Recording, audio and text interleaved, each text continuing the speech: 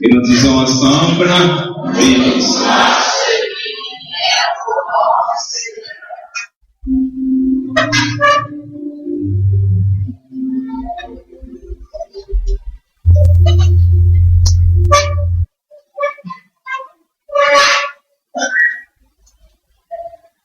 Je rappelle pour ceux et celles qui n'étaient pas là, au moment où la lecture d'où sera tirée notre méditation a été faite, que celle-ci a été faite dans 1 Thessaloniciens chapitre 2, verset 10 à 12. Juste avant de commencer, j'aimerais demander à tous les papas qui sont ici de chemin de mouvement.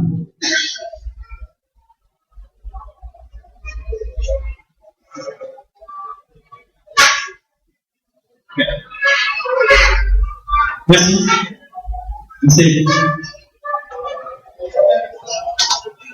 Le troisième dimanche est réservé à la famille. Dimanche prochain sera la fête des pères. Combien? C'est quel dimanche? Aujourd'hui, c'est la fête des pères en Amérique du Nord.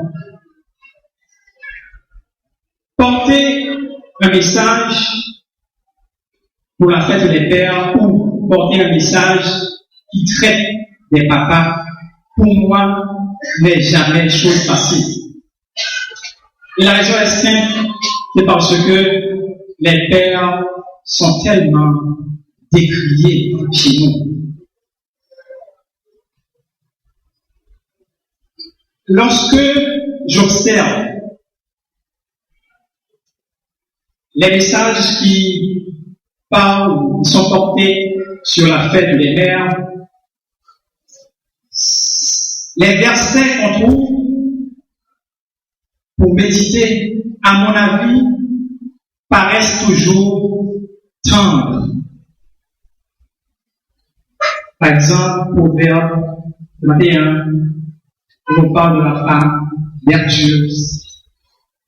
Lorsqu'on parle de Anne, la mère de Salomon, on parle de Marie, la mère de Jésus, et j'en passe. Par contre, quand on veut méditer sur la fête des pères ou sur les papas, on trouve des versets de genre, Père, n'assistez pas, n'irritez pas vos enfants, n'irritez pas. Déjà, vous pouvez faire la différence, la tendresse et... Mais, étant donné que, malgré tout, je suis convaincu, persuadé qu'il y a des pères qui sont exemplaires.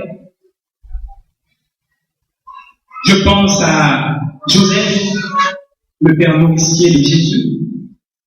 Je pense à Zébédée, le papa des deux disciples de Jésus, deux disciples de Jésus. Et je suis convaincu aussi qu'il y en a ici ce matin. C'est donc avec joie, malgré tout, que, avec l'aide du Saint-Esprit de Dieu, nous allons réfléchir un peu sur les papas, sur les pères. Pour votre gouverne, toutefois, il limite 10, j'aimerais vous rappeler que la fête des pères actuelle remonte au XXe siècle.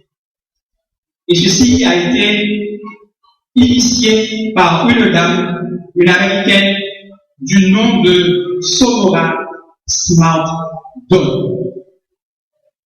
Cette dame voulait souligner le mérite de son papa. Son papa qui, seul, depuis son veuvage, élevait sa fille et ses nombreux frères et sœurs. Reconnaissante, Sonora proposa une célébration comparable à celle de la fête des pères. Ainsi, en 1924, le président américain Calvin Coolidge se montra favorable à la création d'une journée nationale consacrée aux pères. Mais ce n'est que récemment, en 1966, que le président Lyndon B. Johnson l'institua officiellement en fixant la date au 3e dimanche du mois de juin. Entre-temps, l'idée a fait son chemin dans le monde. Et c'est ainsi que nous autres aussi, nous avons adopté, au moins c'était toujours le 4e, mais le 5e dimanche, pour fêter les pères. Mais quelle fête! Quand on considère un père, on a toujours tendance à ne regarder que l'aspect autoritaire.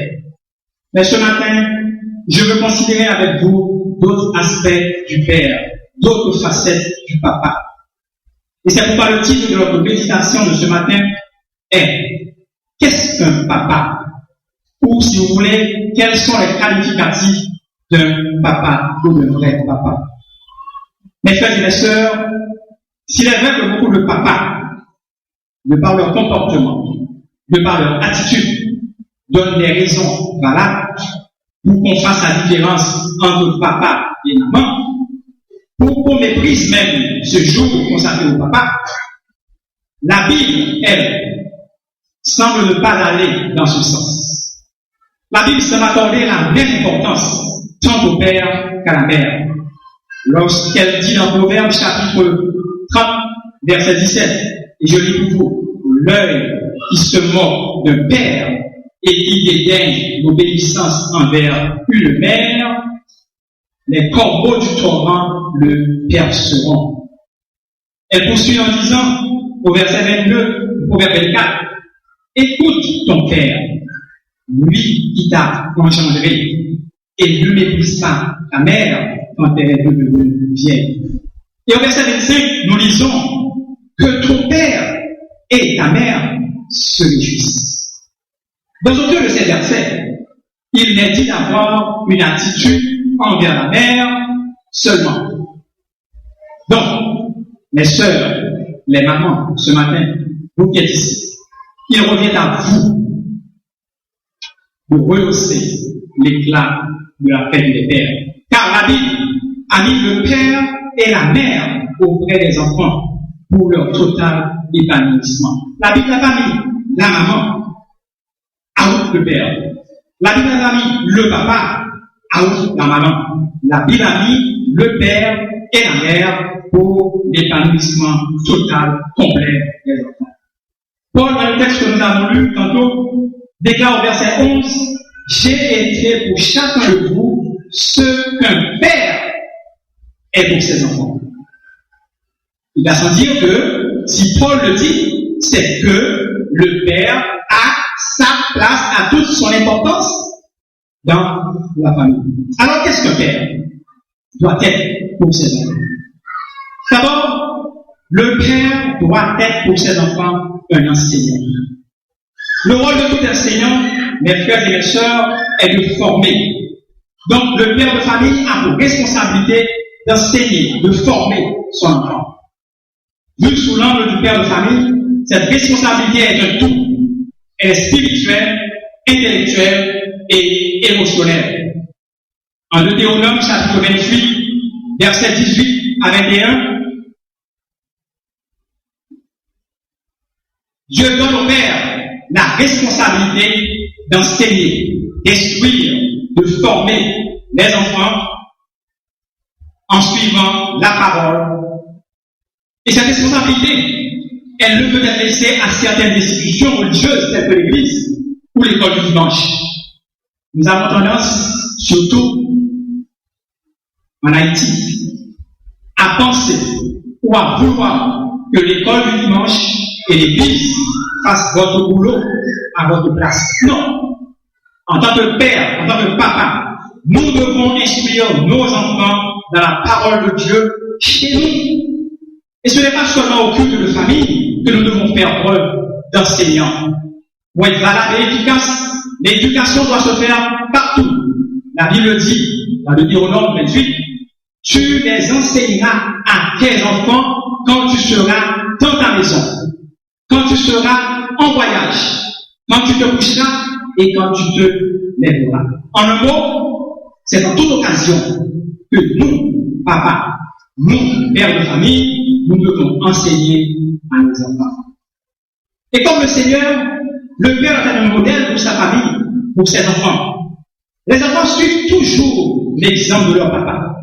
Et vous savez, la meilleure façon de les enseigner, les frères et les sœurs, et surtout papa, c'est de leur donner le bon exemple. N'oubliez pas que les enfants sont d'excellents observateurs. Notre Seigneur, il reste pour nous chrétiens le modèle le plus parfait. Nous n'avons jamais vu nous donner le mauvais exemple. Au contraire, Christ nous donne l'exemple qu'il est un enseignant. Et nous le voyons chaque fois, à chaque fois, il édifie, il élève, il console, il exalte son Église. Ainsi devrions-nous être, papa, des exemples pour nos enfants. Le Père est non seulement un enseignant pour ses enfants, mais il doit être aussi un leader, un chef, une autorité. Et là, je comprends lorsque, assez souvent, on prend le Père comme quelqu'un qui dirige qui, corrige qui, a de l'autorité, qui exerce son autorité. La première idée, effectivement, qui vient à l'esprit, quand on parle de papa, c'est quelqu'un qui établit les règles, c'est quelqu'un qui corrige. Mais oui, les enfants ont besoin d'être corrigés. Les enfants ont besoin d'être disciplinés.